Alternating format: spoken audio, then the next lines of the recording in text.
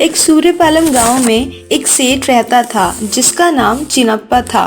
वो बहुत अमीर जमींदार था जिसपे बहुत सारी मुर्गियां थी, बहुत सारी गायें और फलों के पेड़ थे। फिर भी उसको और पाने का लालच खत्म ही नहीं होता था। जिसका एक हिसाब किताब रखने के लिए एक आदमी था जिसका नाम था मधुकर। रोज सुबह उठकर जमींदार चिनप्पा और मधुकर अपने काम पे निकल जाते और जमींदार रोज दोपहर सभी चीजें गिनता। मधुकर, हमारे पास फसल रखने के लिए बहुत सारी जगह है, हमें और खेत खरीदने होंगे। जी सेठ। अरे ये मुर्गियां और अंडे नहीं दे सकती क्या?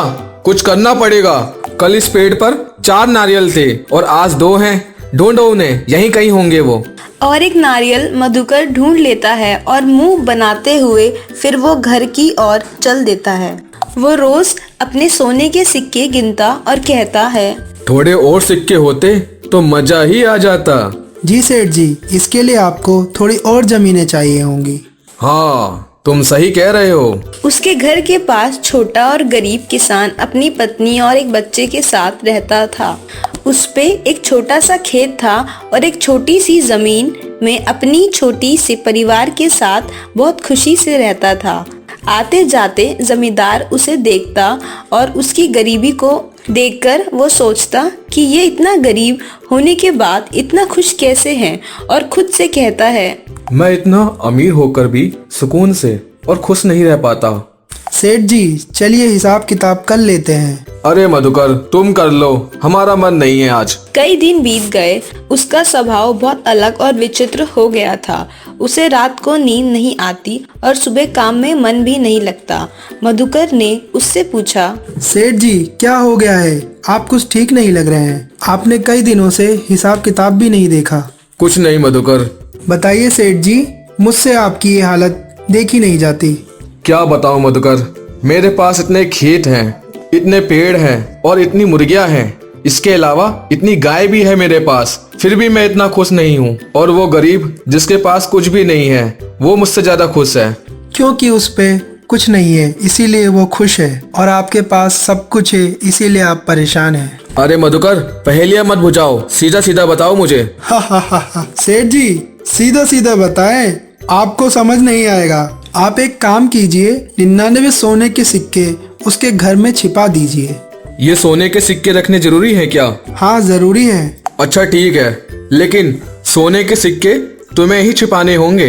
उसी रात मधुकर जाके वो 99 सोने के सिक्के उसके घर छुपा देता है। गरीब किसान जब सुबह उठता है तो उसे वो सोने की पोटली मिल जाती है जिसमें 99 सोने के सिक्के होते। वो काफी खुश हो जाता है और उसे गिनने लगता। 1 2 3 5 25 50 65 80 99। उसे थोड़ा अटपटा लगता है और फिर वो दोबारा गिनने लगता है।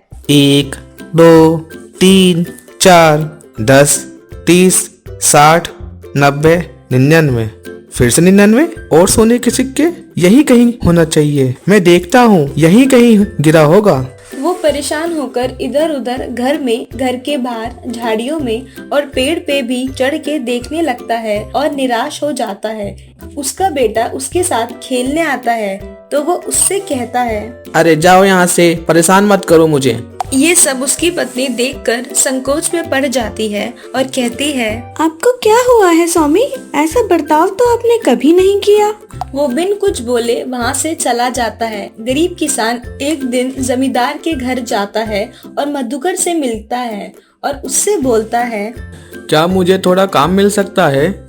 हाँ जरूर। पूरा दिन काम करने के बाद शाम को वहाँ मधुकर के पास जाके बोलता, क्या मुझे थोड़ा और काम मिल सकता है? मुझे और पैसे कमाने हैं। मधुकर उसे थोड़ा और काम दे देता है। गरीब किसान का स्वभाव पूरा बदल चुका होता है। उसका अपनी पत्नी से प्रेम और बच्चों से मोह भी कम हो जाता है और धन बढ़ाने का लालच बढ़ता जाता है। गरीब किसान जमींदार के खेत में काम कर रहा होता है और ये सब जमींदार कई दिनों से देखकर समझ जाता और उससे वहाँ खेत में मिलता है और कहता है, मैं तुमसे माफी मांगना चाहता हूँ। वो जो 99 सिक्के तुम्हें मिले थे वो मैंने ही रखवाए थे। गरीब किसान थोड़ा चौंक जाता है और बोलता है, मैं कुछ समझा नहीं मालिक, आप क्या कहना चाहते हैं? वो सिक्के आपने रखे हैं मेरे घर में, क्यों? मैं तुम्हारे परिवार को खुश देखकर उलझन में था कि इतना गरीब होने के बाद भी तुम इतने खुश क्यों हो, और मेरे पास इतना धन होने के बाद भी मैं इतना परेशान क्यों हूँ। तब मुझे मधुकर ने ये करने को कहा और मुझे समझ में आया कि इंसान को जितना मिलता है उसकी भूख उतनी ही बढ़ती जाती है, जैसे तुम्हारे साथ भी हुआ। वो सिक्का मिलने के बाद और आराम से जीने की जगह तुम्हारे अंदर और सिक्के पाने की लालच जागने लगी और हंसना और खुश रहना तुम भूल गए। तुम्हारे और तुम्हारे परिवार को परेशान करने के लिए मैं माफी मांगना चाहता हूँ। माफी कैसी सेठ जी, आपके ही कारण मुझे ये सब जल्दी ही पता चल गया। अब गरीब किसान वापस से पहले जैसा खुश रहने लग गया और जमींदार चिनप्पा को भी समझ आ गया कि संपत्ति ही सब कुछ नहीं होती, खुश रहना, परिवार को समय देना अभी उतना ही आवश्यक। इस कहानी से हमें ये सीख मिलती है कि हमें जिंदगी में और पाने के चक्कर में खुश रहना और हंसते रहना नहीं भूलना चाहिए।